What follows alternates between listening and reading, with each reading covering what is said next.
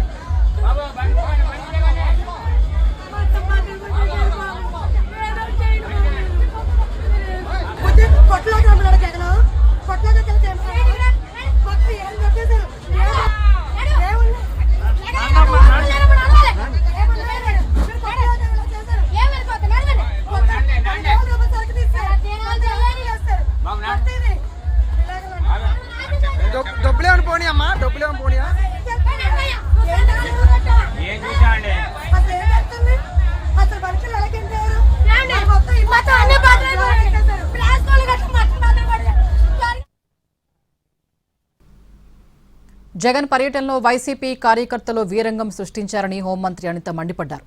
మద్యం సేవిస్తూ ఇష్టానుసారంగా వ్యవహరించారని ఆరోపించారు. రోజూ కష్టపడితే గానీ పూట గడవని మహిళ హోటల్పై విచక్షణారహితంగా దాడి చేశారని ఆగ్రహం వ్యక్తం చేశారు.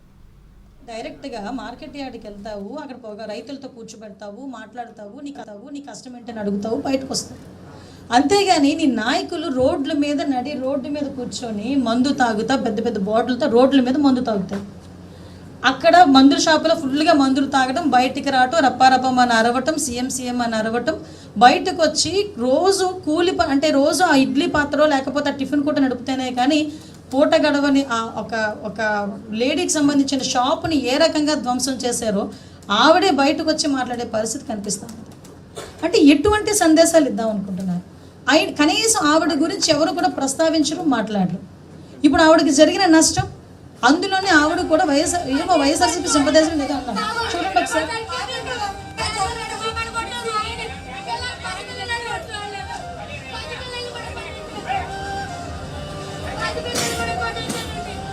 ఆవిడ బతుకెంత అండి పాపం.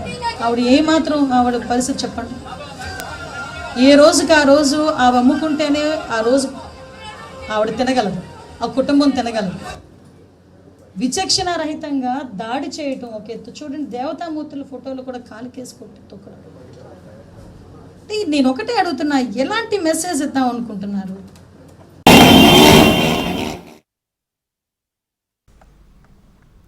జగన్ దేవరపల్లి పర్యటనలో ఆయన అభిమానులు టిఫిన్ సెంటర్ను ధ్వంసం చేశారన్న లోకేష్ ట్వీట్కు పేర్ని నాని కౌంటర్ ఇచ్చారు. జనం రద్దీని నియంత్రించడంలో పోలీసులు, అధికారులు విఫలమయ్యారని పేర్ని నాని మండిపడ్డారు.